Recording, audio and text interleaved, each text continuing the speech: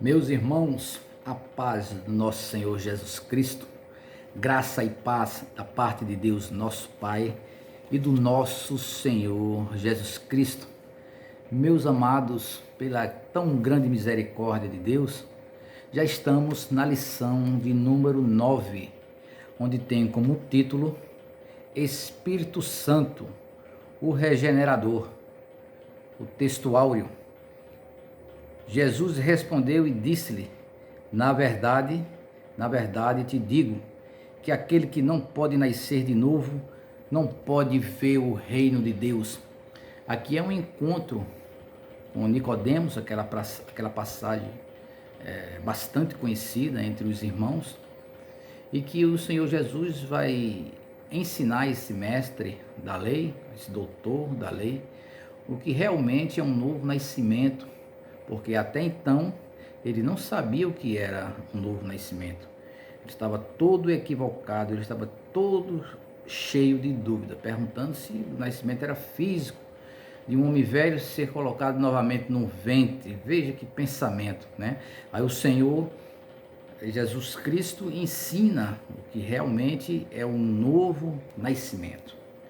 Verdade prática: a regeneração é a transformação operada pelo Espírito Santo, pelo qual o pecador se torna uma nova criatura após receber Jesus como único e suficiente Salvador. Você crê no Filho de Deus, crê que Ele ressuscitou, crê que Ele está à destra do Pai, crê que Ele realmente é quem salva, realmente é quem perdoa. Então aqui já começa um processo de regeneração, a justificação por Deus através do seu Filho, né? Deus sela, justifica todo aquele que crê no seu Filho.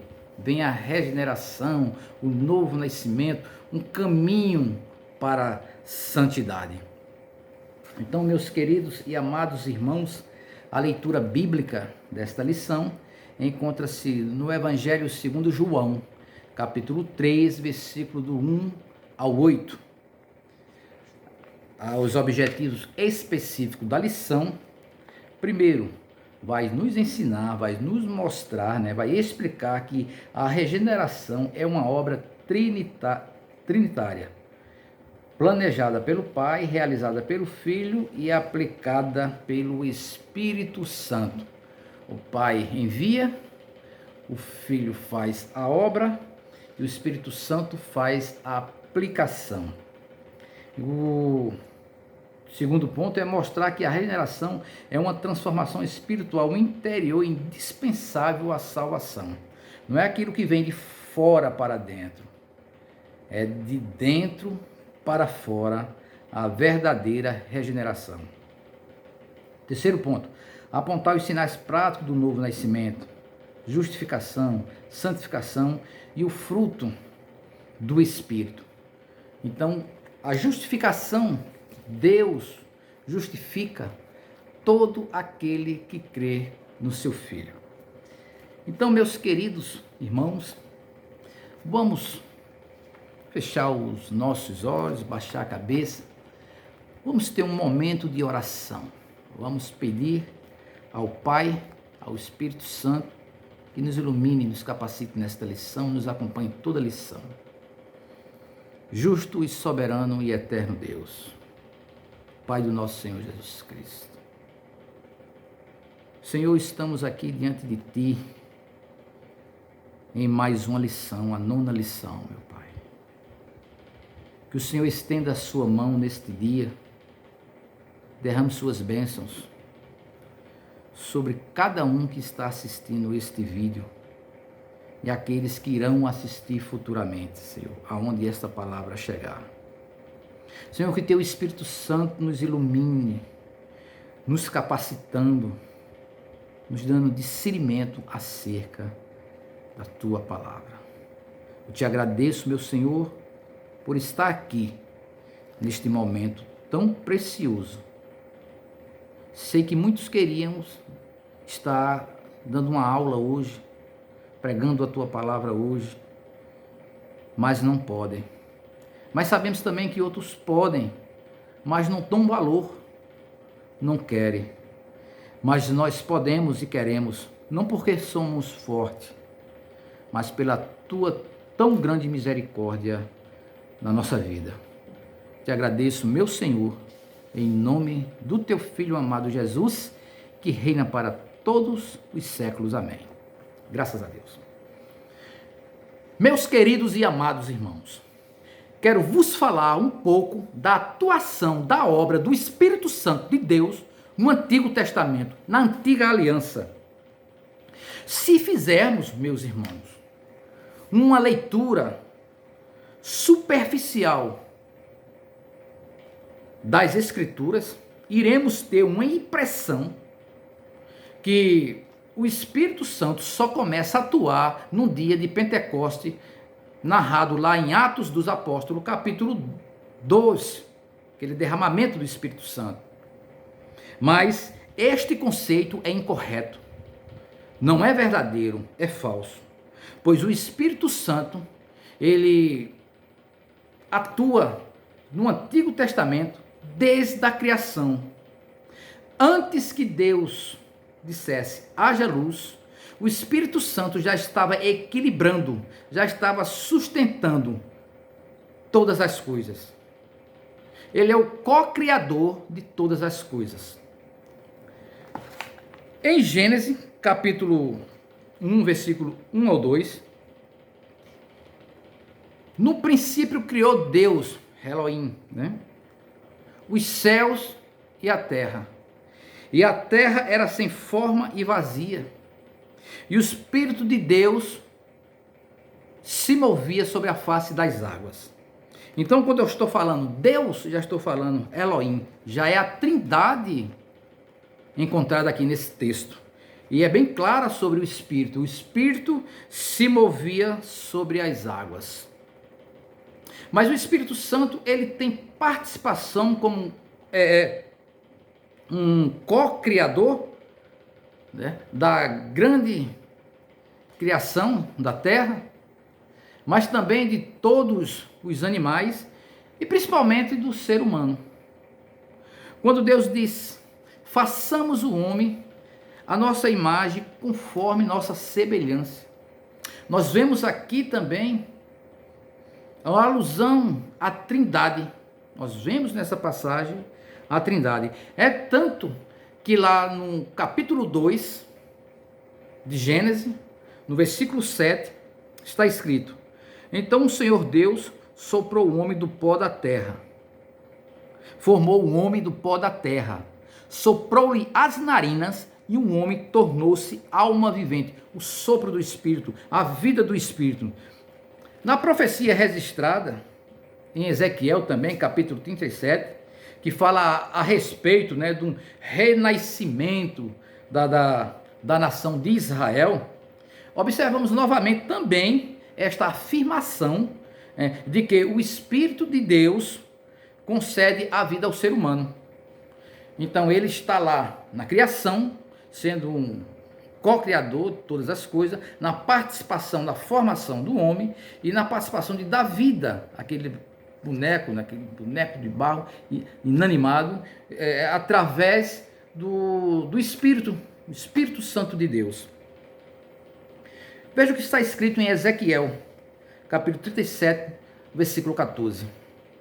Porei o meu Espírito em vocês, e vocês viverão, e eu os estabelecerei em sua própria terra. Então vocês saberão que eu, o Senhor, falei e fiz. Palavra do Senhor. O Senhor dá vida, tanto física como espiritual. Israel tem um período da história daquele povo que eles estavam mortos espiritualmente.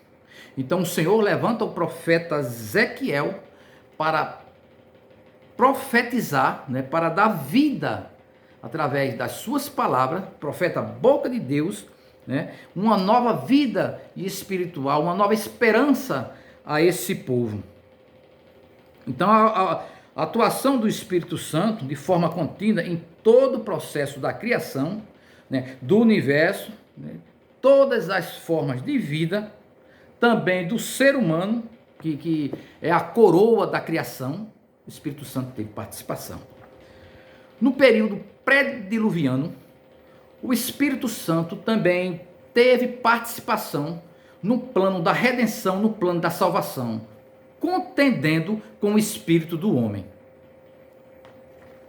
Leia Gênesis capítulo 6, versículo 3. Disse o Senhor: por causa da perversidade do homem, meu espírito não contenderá com ele para sempre. Ele só viverá 120 anos. Então o Senhor, ele disse que o seu espírito não iria contender com o homem, não estava ali para convencer o homem da justiça de Deus para sempre. Mas Deus é tão misericordioso que ele deu 120 anos para que o homem se arrependesse. Ele é realmente misericordioso. A palavra de Deus diz que justiça e juízo é a base do seu trono. Misericórdia e verdade vão adiante do seu rosto, e esta passagem está lá no Salmo 89, no verso 14. Mas ao término daquele prazo, aquela geração não se arrependeu. O Espírito Santo tanto que contendeu, mas ela não se arrependeu. Ao contrário, conforme o tempo passava, os homens pioravam cada vez mais, a ponto das Escrituras afirmar que todo o pensamento do homem era só maldade, só coisa ruim. Em Gênesis, capítulo 6, versículo 5 a 6, está escrito: o Senhor viu que a perversidade do homem tinha aumentado na terra, e que toda a inclinação dos pensamentos do seu coração era sempre somente para o mal, e isso lhe cortou o coração. Então, o Senhor teve misericórdia daquele povo, deu longevidade àquelas pessoas. O seu espírito estava lá contendendo, o seu espírito estava lá tentando convencê-lo da justiça divina contra o pecado, que seria manifesta por meio de um grande dilúvio que iria destruir toda a terra. Mas o povo, ele não ouviu a voz do Espírito, porque o Espírito falava nas suas consciências, na consciência deles. Eles não deram ouvido à voz do Espírito Santo.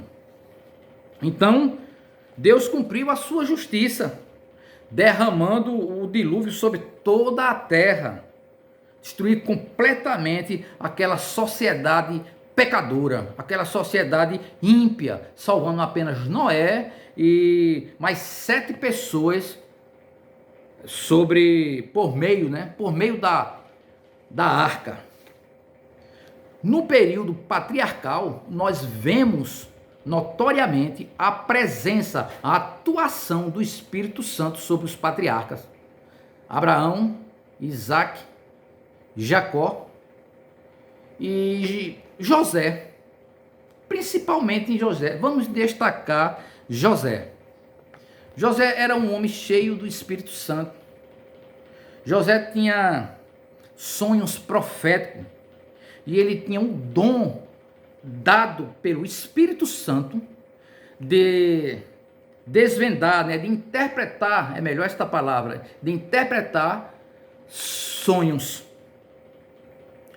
Esse dom do Espírito Santo na vida de José se evidenciou plenamente no momento que ele foi convocado à presença do rei do Egito, aquela passagem de Gênesis 41, para interpretar os seus sonhos. Vamos observar esse registro, capítulo 41, no versículo 15 ao 16. O faraó disse a José: tive um sonho que ninguém consegue interpretar, mas ouvi falar que você, ao ouvir um sonho, é capaz de interpretá-lo. Respondeu José: isso não depende de mim, mas Deus dará ao faraó uma resposta favorável. Veja que ele não estava colocando a glória nele mesmo. A glória ele estava repassando para Deus, passando para Deus. Após José ter interpretado os sonhos e revelado a solução para evitar aquela destruição, aquela fome que viria sobre o Egito naquela época. O faraó, inspirado, né, também, reconheceu que aquele homem que estava diante dele era cheio do Espírito Santo. É tanto que ele falou para um dos seus: será que vamos achar alguém como este homem, em que está o Espírito Santo? Então o Espírito Santo era notório na vida de José. Na preparação do tabernáculo móvel, aquele tabernáculo do deserto, Deus tira o seu povo do Egito, da escravidão, da opressão do Egito, e vai peregrinar com este povo no deserto, e determina a eles para que construa um tabernáculo. E esse tabernáculo, as obras deles não eram simples, eram obras complexas, difíceis de executar. Mas o Senhor prepara pessoas e enche do seu Espírito Santo para que eles possam executar aquela tão grande obra. O exemplo mais claro disso está em Êxodo 31, onde o registro bíblico, né, ele mostra, ele revela que o Espírito Santo de Deus, né, e de uma forma sobrenatural, estava sobre Bezalel e aquele Aholiabe. Vamos ler esta passagem. Êxodo 31, de 1 a 6. Acompanha a leitura? Eu escolhi Bezalel, filho de Uri, filho de Ur, da tribo de Judá, e o enchi do Espírito de Deus, dando-lhe destreza, habilidade e plena capacidade artística para desenhar, executar trabalhos em ouro, prata e bronze, para talhar e esculpir pedras, para entalhar madeira e executar todo tipo de obra artesanal. Além disso, designei Aholiabe, filho de Azamaique, da tribo de Dan, para auxiliá-lo. Também capacitei todos os artesãos para que executasse tudo o que lhe foram, ou tudo o que lhe ordenei. Êxodo 31, de 1 a 6. Então Deus, através do seu Espírito Santo, ele capacita pessoas para aquela tão grande obra, para a complexidade daquela obra. O seu Espírito Santo, ele capacita Bezalel e Aholiabe e outros artesãos para esta obra.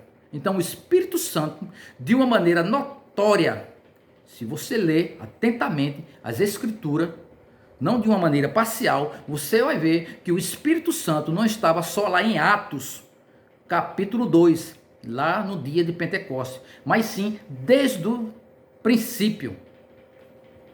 No período mosaico, no período de Moisés, também o Espírito Santo teve grande participação na vida desse grande legislador. As Escrituras também nos revelam a atuação do Espírito de Deus capacitando Moisés, não só Moisés, mas também Josué, com sabedoria, coragem, para liderar aquele povo de Israel da saída do Egito até a ocupação da terra de Canaã, a terra prometida. É bem verdade que Moisés não chegou a pisar na terra prometida, que ele passou, né, o seu cajado, podemos dizer assim, a sua unção determinada por Deus a Josué, para que Josué conduzisse o povo que estava peregrinando no deserto para a terra que emana leite e mel, Canaã, a terra prometida. Isaías, capítulo 63, versículo 11, vai nos dar a informação que o Espírito Santo de Deus realmente atuava na vida de Moisés, o grande legislador. Acompanhe. Então seu povo recordou o passado, o tempo de Moisés e a sua geração. Onde está aquele que os fez passar através do mar, com o pastor de seu rebanho? onde está aquele entre eles, que entre eles pôs o seu Espírito Santo? Então, Moisés era cheio do Espírito Santo para essa tão grande obra, para essa construção do tabernáculo móvel no deserto, para conduzir aquele povo para a terra prometida. Mas, quando Deus escolheu Josué para suceder Moisés, líder, né? Moisés era o líder dos israelitas. Ele ordenou a Moisés que transferisse para Josué a sua unção, uma capacidade sobrenatural, né, do Espírito Santo, a fim de capacitá-lo. A unção é a capacidade sobrenatural numa pessoa para capacitá-lo para determinada obra de Deus. Números, capítulo 27, versículo 15 a 20. Moisés disse ao Senhor: designe um homem como líder desta comunidade. Então o Senhor disse a Moisés: chame Josué, filho de Num, homem que está o Espírito, e imponha as mãos sobre ele, a unção. Deus já sabia que ele era cheio do Espírito. Façam apresentar-se ao sacerdote Eleazar e a toda a comunidade e o comissione na presença deles. Apresente ele na presença de todos ali. Dele parte da sua autoridade para que toda a comunidade de Israel obedeça. O povo de Israel era um povo teimoso. O povo de Israel era um povo desobediente. É por isso que o Senhor manda apresentar ele, comissionar ele diante de toda a comunidade de Israel. Ali, ele é cheio do Espírito Santo, o Josué, para seguir, dar prosseguimento àquela obra que se iniciou com Moisés.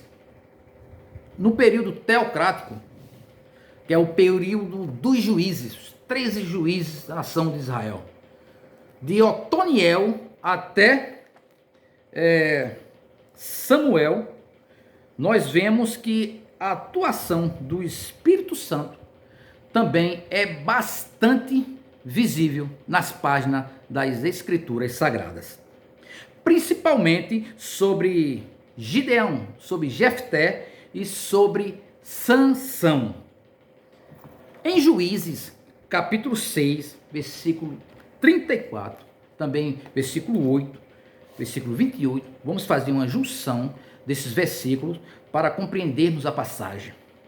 Então o Espírito do Senhor apoderou-se de Gideão, e ele, com toque de trombeta, convocou os abiezeritas para segui-lo. Assim Midian foi subjugada durante a vida de Gideão. A terra desfrutou paz 40 anos, período de Gideão, juiz, um homem cheio do Espírito Santo de Deus, teve êxito em vitórias. Então, aquele povo teve harmonia, aquele povo viveu tranquilamente. Foi um período de 40 anos de paz. Também foi assim, do mesmo jeito, a atuação do Espírito Santo sobre Jefté. Em Juízes, capítulo 11, versículo 29, também 12, 7, vamos fazer uma junção desses capítulos, desses versículos, para compreendermos a atuação do Espírito Santo nesses grandes homens de Deus. Então o Espírito do Senhor se apoderou de Jefté. Este atravessou Gileade e Manassés, passou por Mispar de Gileade, e daí avançou contra os amonitas. Jefté liderou Israel durante 6 anos. 6 anos o Jefté, ele liderou Israel. Então o Espírito de Deus também se fez na vida deste homem. Porque este povo, Gideão não era um homem bravo, um homem valente. Mas quando o anjo aparece a ele e diz: varão valoroso, o Senhor é contigo. Então, esse homem, ele é cheio do Espírito Santo. Da mesma maneira aconteceu com Sansão. O Espírito do Senhor, ele apossou-se de Sansão. E ele, sem nada nas mãos, rasgou o leão como se fosse um cabrito. É muita força, né?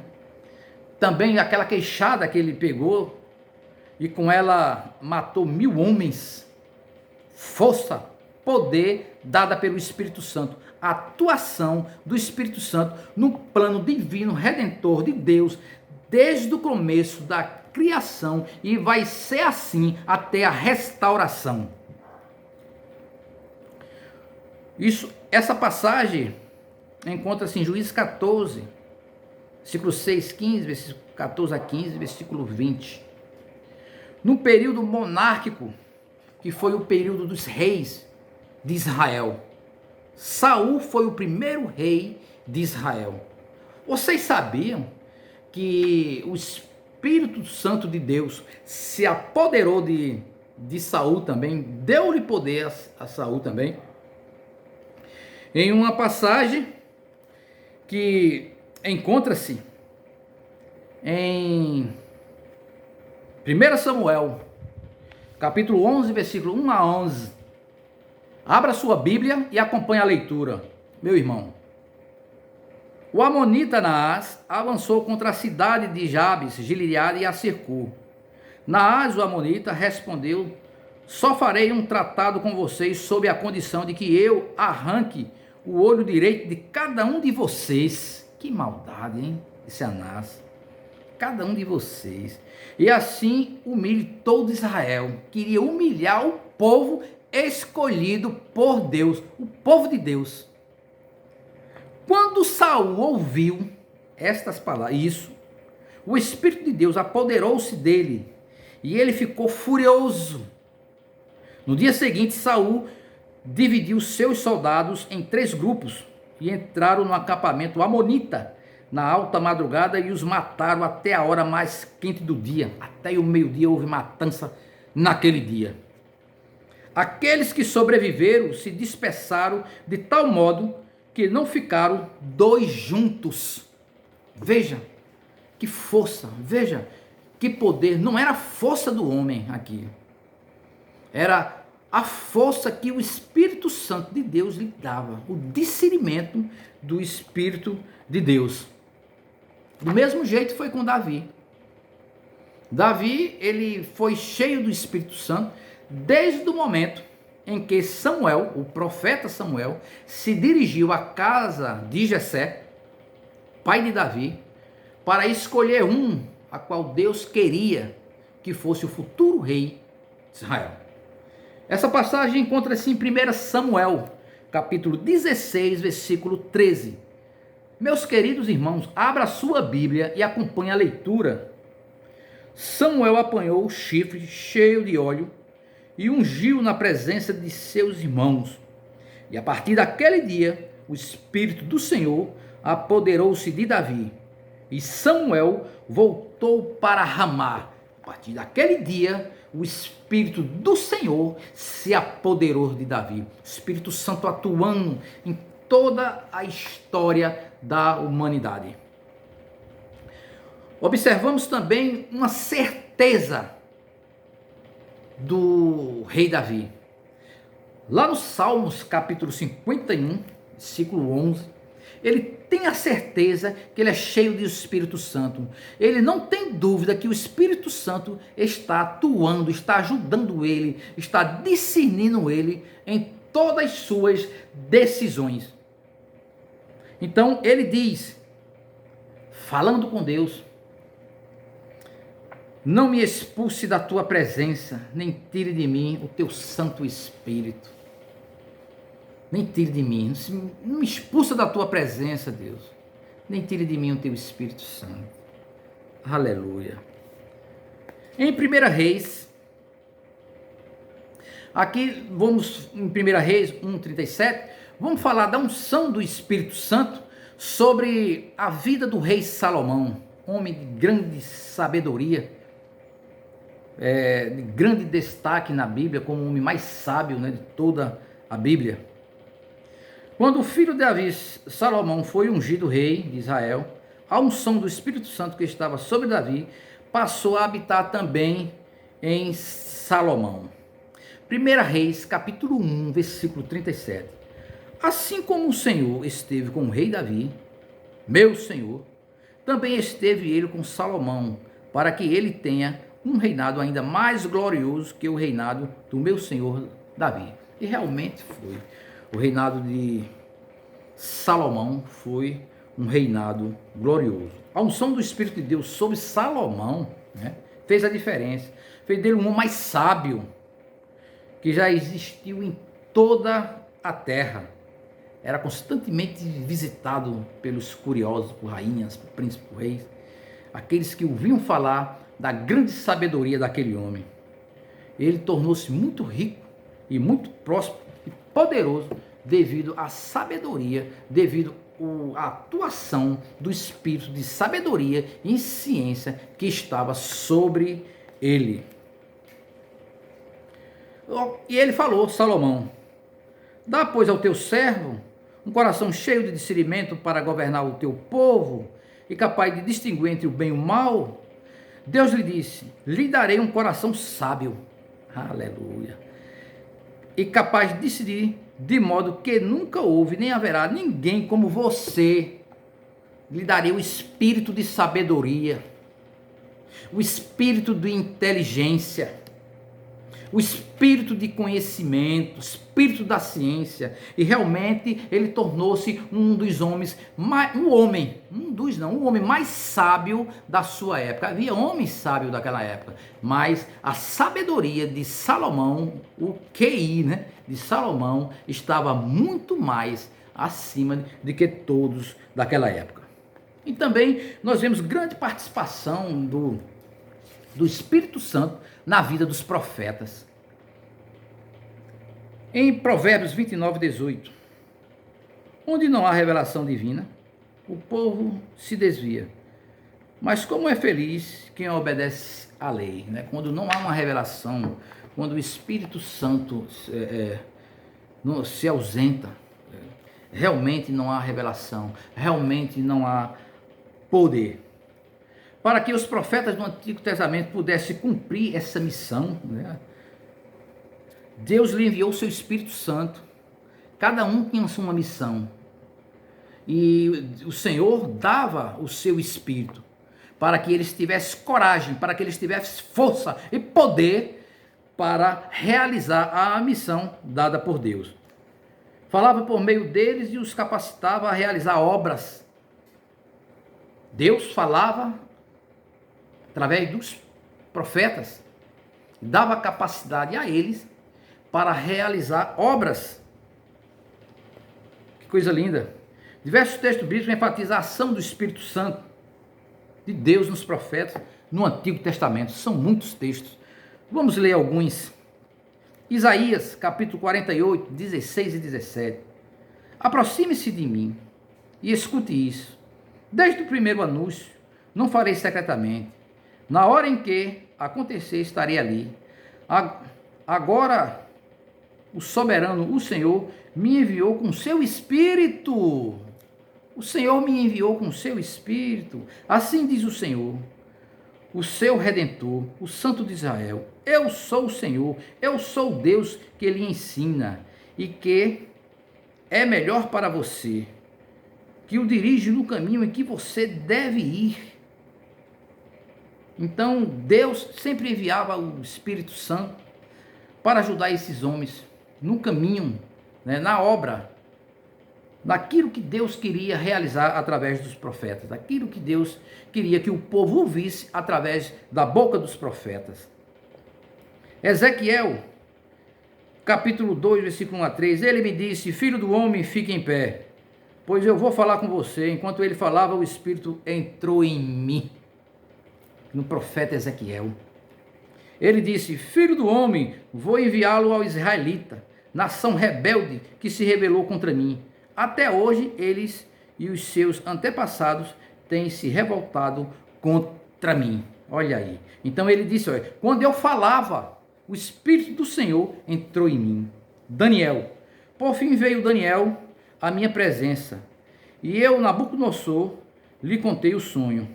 O Santo Espírito Divino está nele. Daniel, capítulo 4, versículo 8. Profeta Joel, capítulo... Através do profeta Joel, Deus prometeu que no futuro, né, o Espírito Santo seria derramado sobre toda a carne. O profeta predisse isso, o profeta Joel, lá no capítulo 2, versículo 28 a versículo 29. Depois disso derramarei do meu espírito sobre todos os povos. Os seus filhos e suas filhas profetizarão. Os velhos terão sonhos. Os jovens terão visões. Até sobre os servos e as servas derramarei do meu espírito naqueles dias.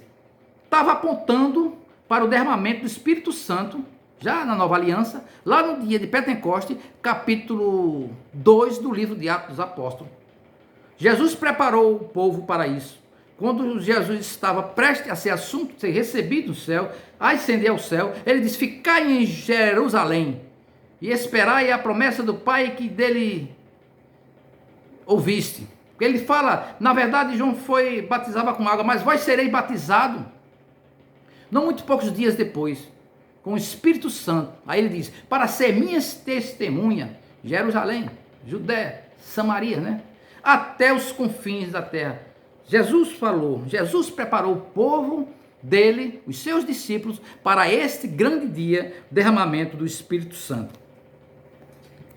Em Miqueias capítulo 3, versículo 8, mas quanto a mim, Miqueias, graça ao poder do Espírito do Senhor, estou cheio de força e de justiça para declarar a Jacó a sua transgressão e a Israel o seu pecado. Então, para ele falar as transgressões do povo de Deus, então o Espírito do Senhor se apoderou sobre Miqueias. Também foi assim com Azarias, Jaziel, Zacarias também. Olha o que fala Zacarias, no capítulo 7, do versículo 8 a 12.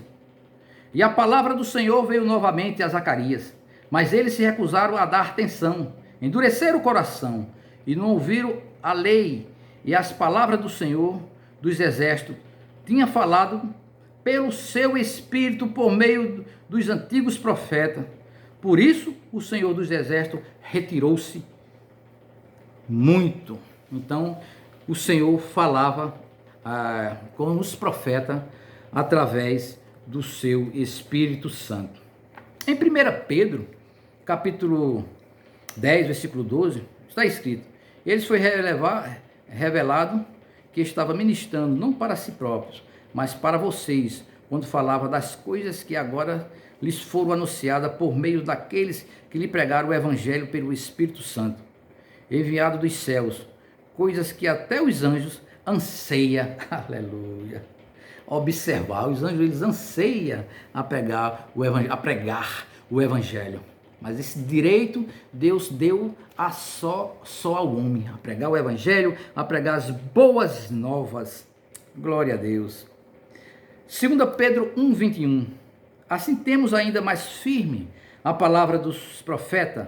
Antes de mais nada, saiba que nenhuma profecia da Escritura provém de interpretação pessoal, pois jamais a profecia teve a origem da vontade humana, mas homens falavam da parte de Deus, impelido pelo Espírito Santo de Deus. Inspirado pelo Espírito Santo de Deus, os homens, eles falavam acerca das verdades, das revelações de Deus. Não era de particular interpretação, não era da vontade própria do homem. Sim, quando o Espírito de Deus atuava sobre esses homens.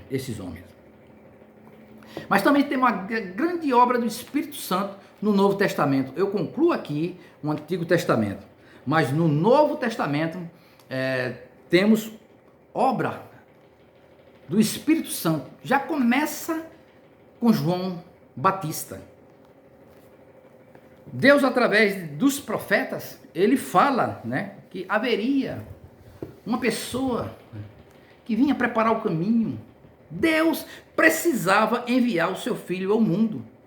Por isso que disse um dos profetas: preparai o caminho do Senhor e endireitai as suas veredas.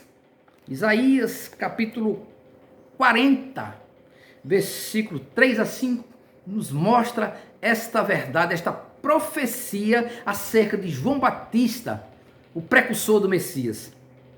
Uma voz clama no deserto: prepara o caminho para o Senhor, faça no deserto um caminho reto para o nosso Deus. Todos os vales serão levantados, todos os montes e colinas serão aplanados, os terrenos acidentados se tornarão planos, as capas serão niveladas, as escarpas serão niveladas, a glória do Senhor será revelada na pessoa do Messias, e juntos todos verão, pois é o Senhor que fala.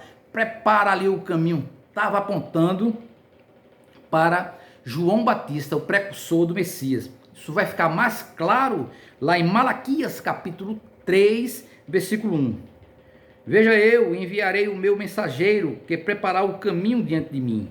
Então, de repente, o Senhor que vocês buscam virá para o seu templo. O mensageiro da aliança, aquele que vocês desejam, virá, diz o Senhor dos exércitos.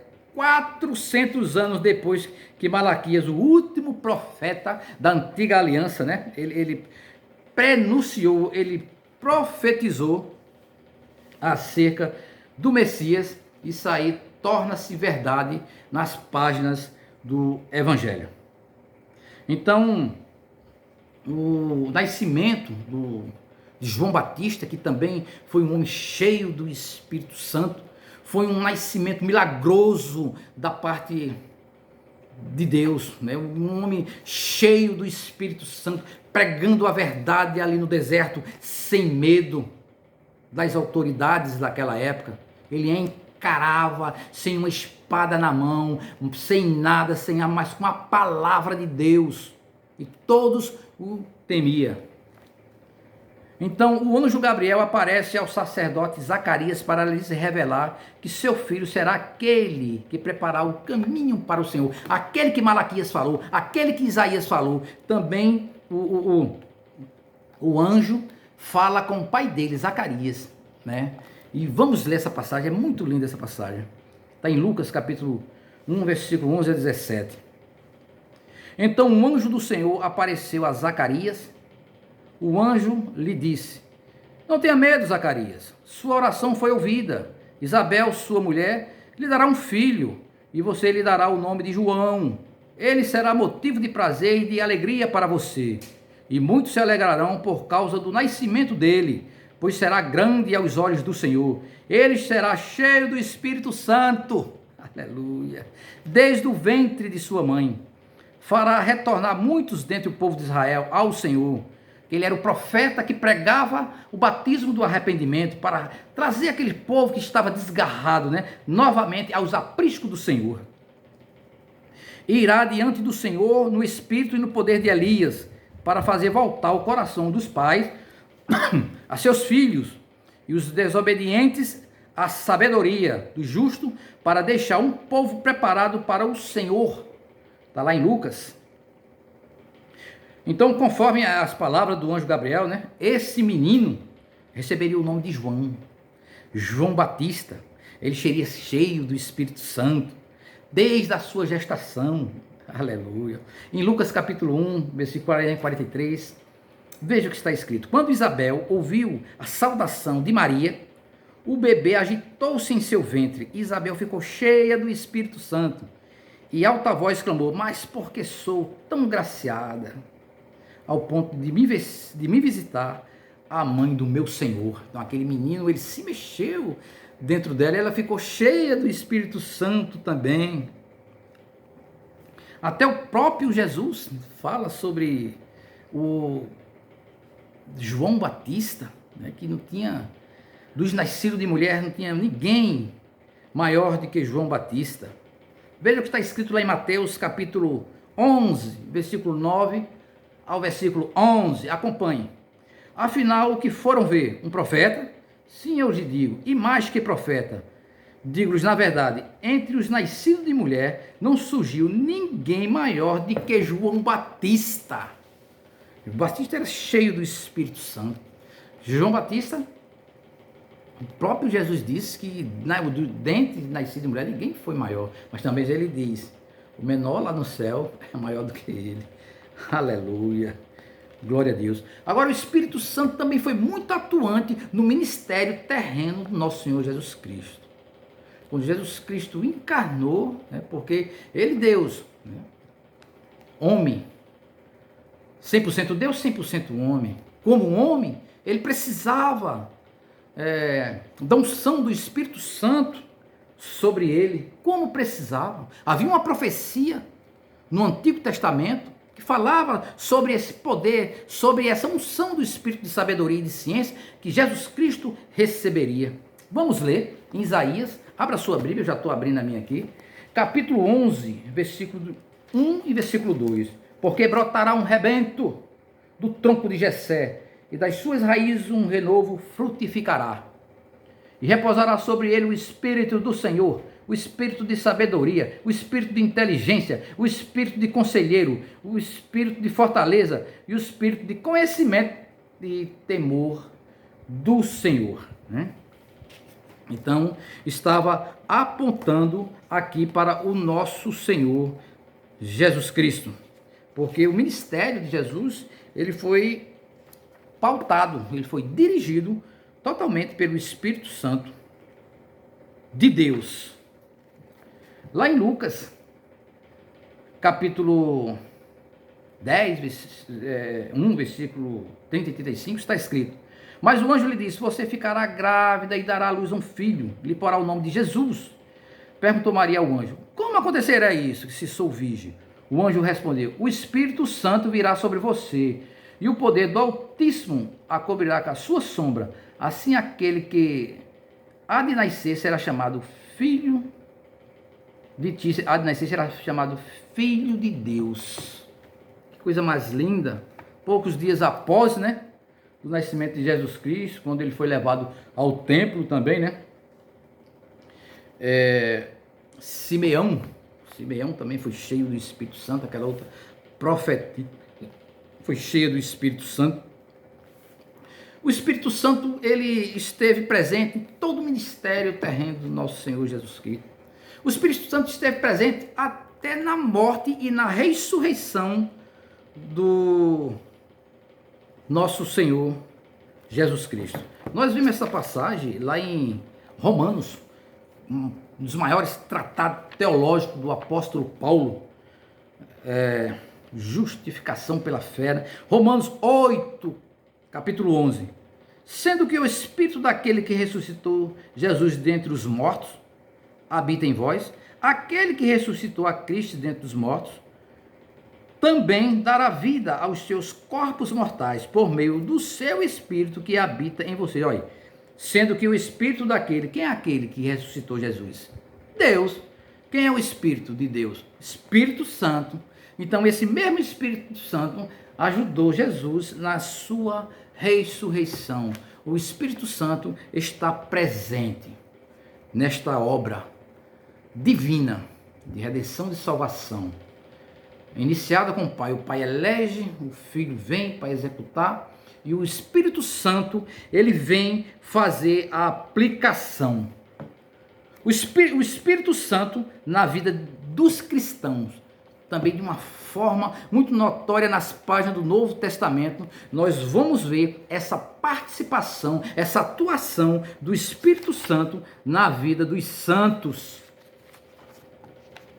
Após a ascensão de Cristo, deu-se início a uma nova etapa da obra, né, do Espírito Santo da terra. Agora é o ministério do Espírito Santo. Nós estamos na dispensação da graça. Agora o Espírito Santo, ele está no meio de nós, nos guiando de toda a verdade. Ele é o nosso consolador. Ele é aquele que está conosco, nos auxiliando, nos levando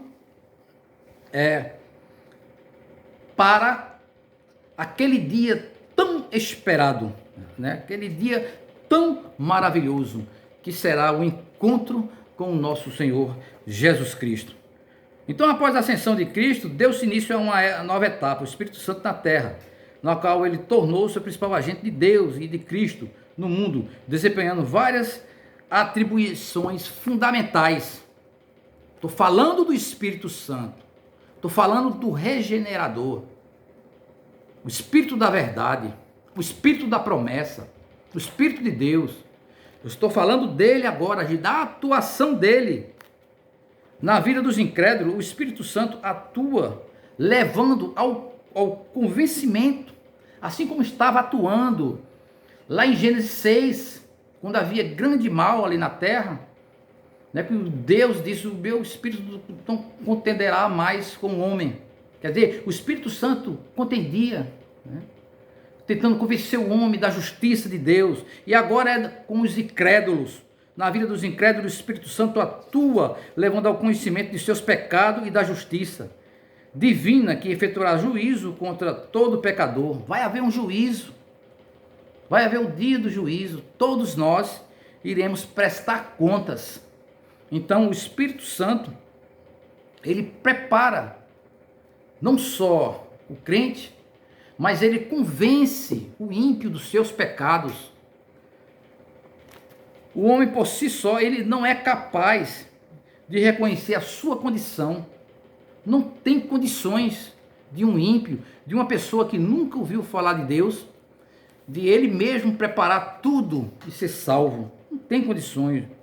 Então, sua condição de pecador e merecedor da condenação eterna, pois sua consciência está amortecida pelo poder do pecado, que contaminou a natureza humana.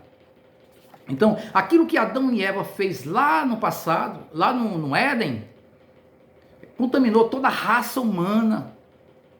Então, sem o Espírito Santo na vida do pecador, ele realmente não tem chance de nenhuma e vai ser só condenação.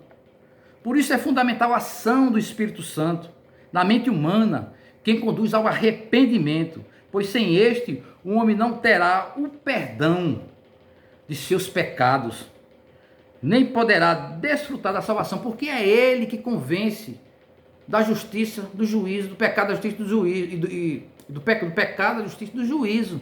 É o Espírito Santo que vai trabalhar na mente, na consciência do pecador, para que ele se volte, para que ele se arrependa. Quando o ser humano se deixa ser convencido pelo Espírito Santo, arrepende-se de seus pecados e crê em Cristo como seu único Salvador, o Espírito de Deus realiza a experiência do novo nascimento. Olha aqui, eu tenho que crer em Jesus Cristo como meu único e suficiente Salvador. Então agora vem o Espírito regenerador, ele vem nos ajudar, vai ajudar o homem na experiência, né, naquela nova vida, no novo nascimento. É o que nós vemos aqui no texto que foi sugerido pelo autor da lição. Veja João 3:3-9. Jesus declarou: digo a verdade, ninguém pode ver o reino de Deus se não nascer de novo. Digo a verdade, ninguém pode entrar no reino de Deus se não nascer da água e do Espírito. Não se surpreenda pelo fato de eu ter dito: é necessário que você nasça de novo. O vento sopra onde quer e você escuta, mas não pode dizer de onde vem nem para onde ele vai. Assim é todos que são nascidos do Espírito Santo de Deus. Na teologia, a experiência do novo nascimento chama-se regeneração. É o que vamos falar mais um pouquinho agora. Então, a regeneração, né, é uma obra trinitária. Então é a pessoa do Pai, é a pessoa do Filho, é a pessoa do Espírito Santo. Eles estão entrelaçados, estão juntos nesta tão grande obra. Esta doutrina bíblica da regeneração, ela tem a participação da Trindade. Porque o que é a Trindade? É a manifestação de Deus na pessoa do Pai, na pessoa do Filho e na pessoa do Espírito Santo. É o modo triuno de Deus existir nessas três pessoas distintas, divinas, coeterna, mesma substância, mesma essência, mesmos atributos. Um atributo que o Pai tem, o Filho também tem e o Espírito de Deus também o tem. Então, essa obra da regeneração tem uma participação da Trindade, porque foi o Pai que planejou. O Filho vem para realmente atender o que o Pai planejou. Ele vem executar, e o Espírito Santo ele vem fazer a aplicação. Então é uma obra trinitária. A expressão nascer de novo encontra-se lá no Evangelho segundo João, capítulo 3, versículo 3, aquela conversa que Jesus Cristo teve com aquele doutor da lei, um fariseu, mestre da lei. Ele não compreendia o que era um nascimento, que era uma regeneração, um nascimento do alto.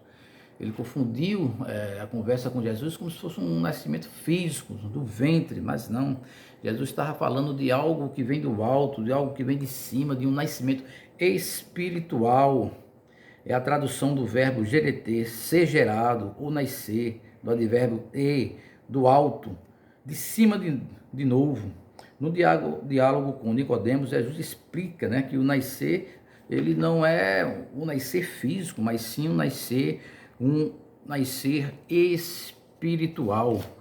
É bem verdade que o apóstolo Paulo, ele escrevendo a Tito, né, lá em Tito 3,5, nesse sentido, Paulo ele ensina que somos salvos pela lavagem da regeneração e da renovação do Espírito. Estas são as palavras de Tito 3,5. Não pelas obras de justiça que houvéssemos feito, mas segundo a sua misericórdia nos salvou pela lavagem da regeneração e da renovação do Espírito Santo. Então é pela misericórdia de Deus. Justiça e juízo é a base do seu trono. Misericórdia e verdade vão adiante do seu rosto. A humanidade estava perdida pelo que os nossos primeiros pais fizeram lá no Éden. Desobediência, o pecado. Pelo pecado, por um homem entrou o pecado no mundo. O pecado, a morte, assim, todos morreram, todos estavam perdidos. Mas a justiça do Pai, no seu Filho, Jesus Cristo, vai gerar uma regeneração, uma esperança, um nascimento novamente do alto, né, daqueles que crê que o Pai enviou o Filho.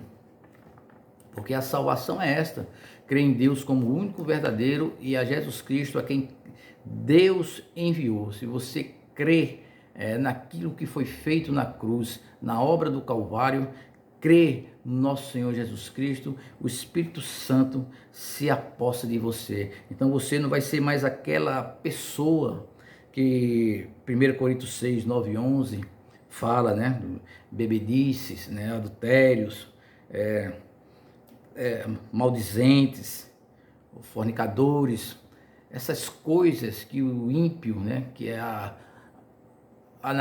o povo ímpio pratica. Aquilo ali você já deixou para trás porque você creu na obra, você creu no Filho. Então tudo aquilo ficou obsoleto que você praticava na sua vida, ficou para trás. Então lá em 2 Coríntios capítulo 5 versículo 17, que você é uma nova criatura, assim que se alguém está em Cristo, nova criatura é, as coisas velhas passaram e eis que tudo se fez novo. É um novo nascimento, é uma regeneração. Tudo aquilo que fala de regenerar é novo, é algo que está surgindo de uma maneira diferente. Em Gálatas 6,15, abra sua Bíblia no livro de Gálatas 6,15, capítulo 6, versículo 15. Porque em Cristo Jesus nem a circuncisão, nem a incircuncisão tem virtude alguma, mas sim o ser uma nova criatura. Realmente A circuncisão, né, gerou muita confusão na antiga aliança, onde o Senhor, ele decreta, né, lá em Gênesis 17:10, todo macho fosse circuncidado. Mas também nós vemos lá em Gênesis 34, né, aquela lambança que houve com as irmãs, né, de Simeão e Levi da tribo, né, os filhos de Leia, a Diná, que ela foi abusada por Siquém, né, filho de Amor, e houve aquela matança, quando os filhos de Amor, o povo de Amor, todos tiveram que fazer uma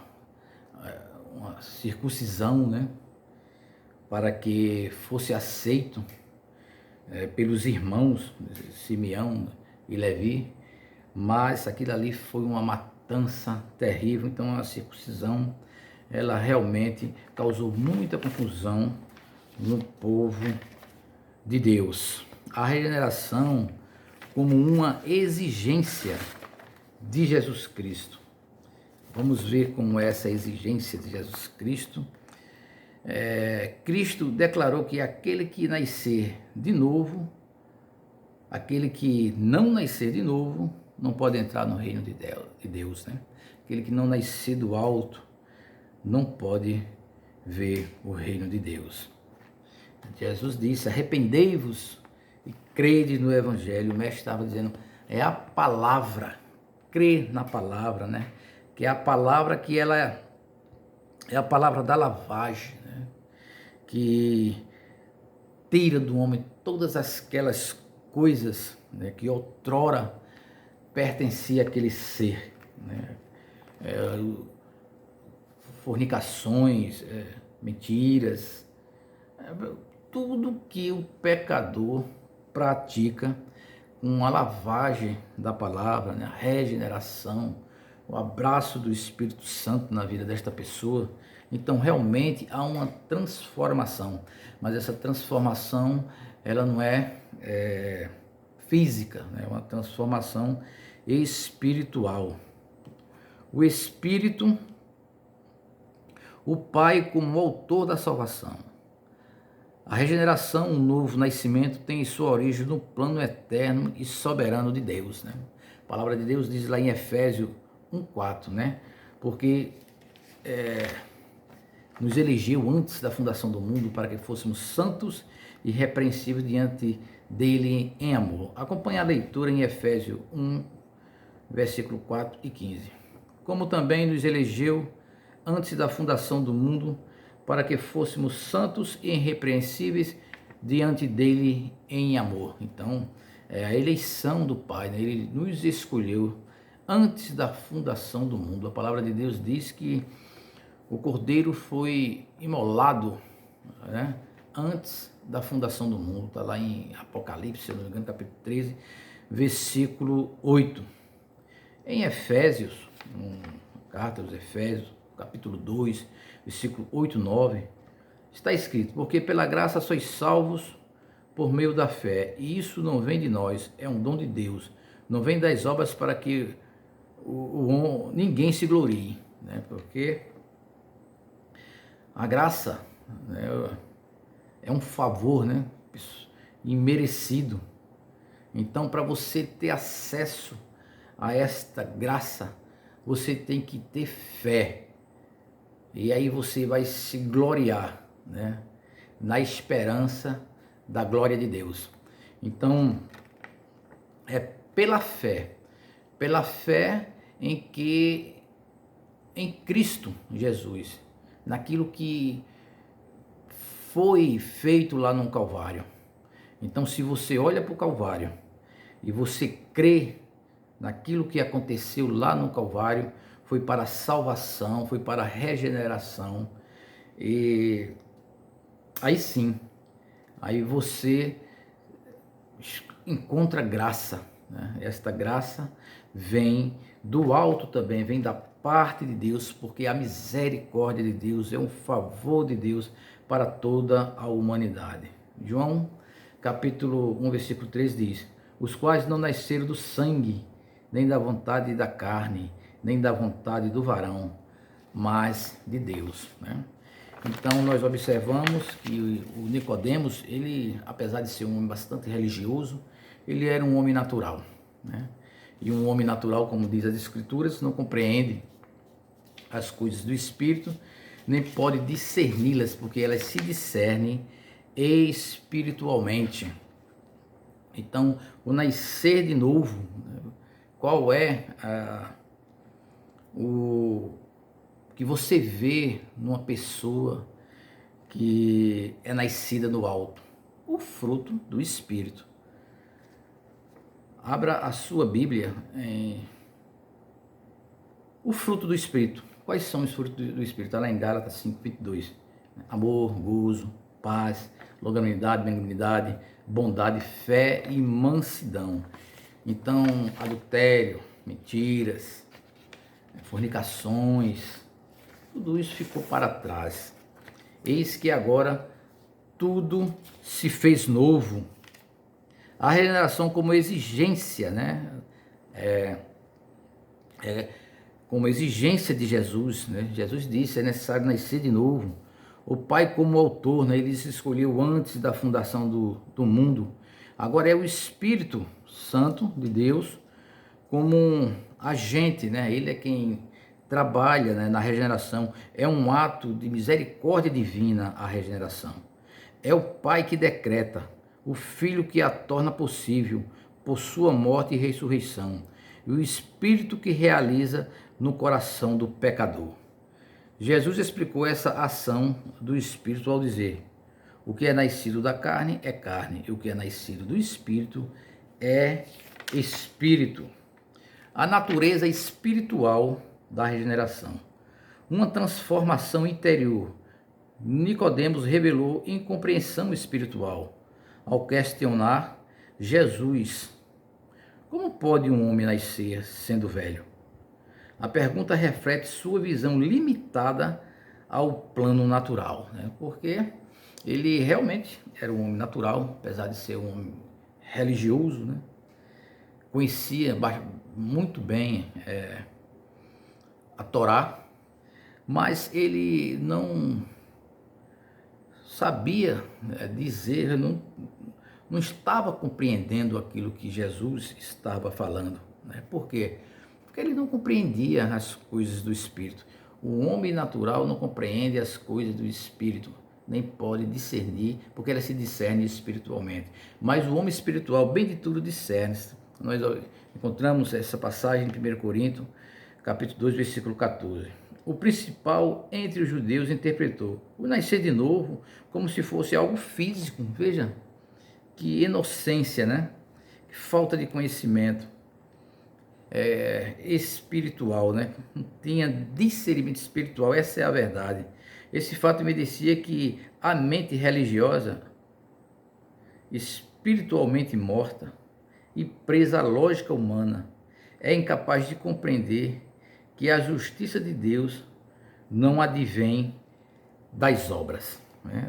A justiça de Deus, ela não é pelas obras, como está escrito lá em Romanos, capítulo 10, versículo 3. Portanto, não conhecendo a justiça de Deus e procurando estabelecer a sua própria justiça, não se sujeitaram à justiça de Deus, né? Foram os judeus, eles não entenderam que a justiça de Deus estava no Verbo encarnado. Deus, ele acredita sua justiça em todo aquele que crê no nosso Senhor Jesus Cristo. Aí começa a regeneração e o nascimento do alto. Em Romanos, capítulo 3, versículo 29, já no ponto 3, sendo justificado gratuitamente pela sua graça, pela redenção que há em Cristo Jesus. Romanos 3, 24. Agora, leia também Romanos 3, 29. O homem é justificado pela fé sem as obras. É pela fé somente em Cristo Jesus. Aí em Romanos 5, capítulo 1, diz assim: sendo, pois, justificado pela fé, temos paz com Deus por nosso Senhor Jesus Cristo. Aí ele vai dizer que nós temos a entrada a essa graça pela fé e não nos gloriamos na glória de Deus. E não somente isso, mas também nos gloriamos nas tribulações, né? Sabendo que a tribulação possui paciência, produz paciência, esperança. E a esperança não traz confusão, diz no final, porque o amor de Cristo foi derramado em nossos corações pelo Espírito Santo que nos foi dado, né? Nós somos filhos adotivos em Jesus Cristo, né? E o Espírito Santo também, ele atua nessa adoção. Porque não recebeste o espírito de escravidão para outra vez estardes em temor, mas recebeste o espírito de adoção de filho, pelo qual clamamos Abba Pai, né? O Espírito Santo, ele tem a sua participação aqui nesta adoção nossa como os filhos adotivos, né, em Jesus Cristo. Realmente o Espírito Santo, ele tem participação até na nossa ressurreição, né? Porque lá em Romanos 8:11 ele diz, né, que o Espírito que ressuscitou Jesus também vai nos ressuscitar. O mesmo Espírito que ressuscitou Jesus vai ter participação na nossa ressurreição, né? Então, pelos seus frutos os conheceis. Porventura colhes uvas dos abrolhos, né, e figo de espinhos, ou figo dos abrolhos, né? Pelo fruto você conhece se a pessoa é uma pessoa nascida do alto, né? É uma pessoa que ela é cheia do Espírito, ela é uma pessoa regenerada. Então, é pelos frutos que nós conhecemos a pessoa. Então, a sinopse do segundo ponto é: a regeneração é uma transformação interior operada pelo Espírito, purificando e renovando o pecador para viver em novidade de vida, né? Então, o Espírito é que nos purifica interiormente, e essa purificação vai nos renovando e nos dando uma novidade de vida. Nós vamos andando em novidade de vida. Então, a regeneração também ela é uma obra trinitária, decretada pelo Pai, realizada pelo Filho e aplicada pelo Espírito Santo. Então, no processo da regeneração, a Trindade ela tem participação. O Pai, o Filho e o Espírito Santo nos ajuda. Sinais do novo nascimento. A justificação pela fé em Cristo, operador e justificador, recebendo uma nova posição diante de Deus, não por mérito pessoal, mas pela obra redentora do Calvário. Então, o homem não tem mérito em nada. Tudo foi pelo que aconteceu lá no Calvário, pela tão grande misericórdia do Pai em ter enviado o seu Filho, o seu único Filho, para nos salvar, porque estávamos todos perdidos. A vida e santificação. Na obra da redenção, o pecador é imediata. E veja só, na obra da redenção, o pecador é imediata e simultaneamente salvo, regenerado, justificado e adotado como filho de Deus. Então, eu tenho que crer no Filho, tenho que crer no que Jesus fez. Então, se você crê nesta obra da redenção, desse plano divino redentor de Deus, que com tão grande amor enviou o seu Filho, o seu único Filho, para todos aqueles que nele crê, não pereça, mas tenha a vida eterna. A vida de santificação, porque você é justificado, você é regenerado, você é nascido novamente, né? Pelo que você creu, você creu em Jesus Cristo. Então todas essas coisas acontecem e o Espírito Santo vai fazer a aplicação e vai te conduzir paulatinamente a uma santificação genuína. Na obra da redenção, o pecador é imediata e simultaneamente salvo, regenerado, justificado e adotado como filho. A partir daí, inicia-se o processo contínuo de santificação. Agora você é filho adotivo de Deus em Jesus Cristo, né?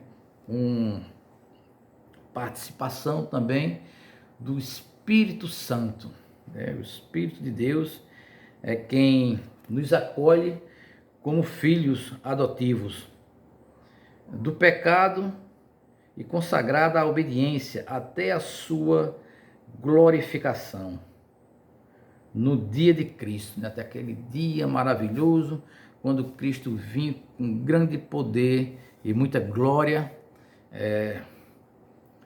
O regenerado vai estar preparado realmente para aquele momento de alta significação para toda a humanidade, que é a vinda do nosso Senhor Jesus Cristo com grande poder e muita glória. Passa a viver segundo o Espírito, mas como escravo da carne. E é o quê? Então, o crente, ele passa a viver segundo o Espírito, né? Depois de regenerado.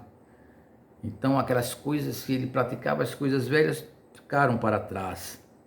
Conforme abordado na lição anterior, a santificação apresenta aspectos posicionais e progressivos, né? A salvação ela é progressiva, ela não é toda de imediato. À medida que o crente avança em maturidade e espiritual, se torna mais semelhante a Cristo. O apóstolo Paulo diz: sede meus imitadores como eu sou de Cristo Jesus. Então você tem que imitar o mestre. Para ser semelhante a ele, você tem que fazer o que ele fazia, o que ele fez aqui na terra. Só fez a bondade, pregando o amor. Então, essa novidade de vida recebida na regeneração se manifesta pela renúncia ao pecado e pela prática contínua da justiça e santidade. Então, aí é que vai acontecer, né, os frutos, né? Vão te conhecer pelos frutos. O fruto do Espírito, um importante efeito visível da regeneração.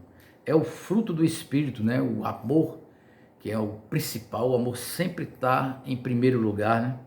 Amor, alegria, paz, longanimidade, benignidade, bondade, fé, mansidão, temperança.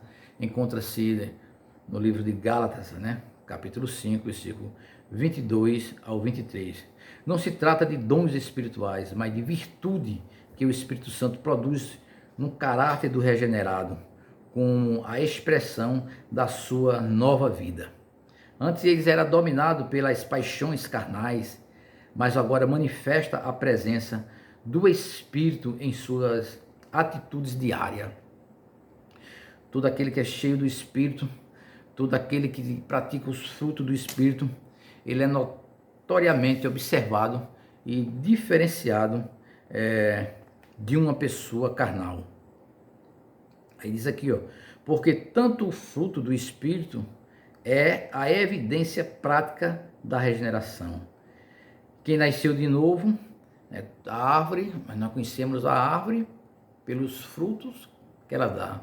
Uma boa árvore dá bom fruto, a má árvore ela dá maus frutos.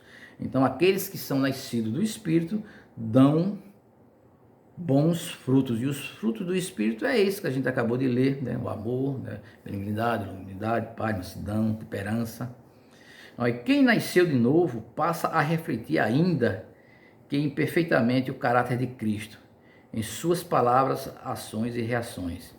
Tal postura não pode ser esporádica, mas uma marca contínua da nova vida recebida em Cristo. Então, a santidade, ela tem o seu desenvolvimento paulatinamente, né?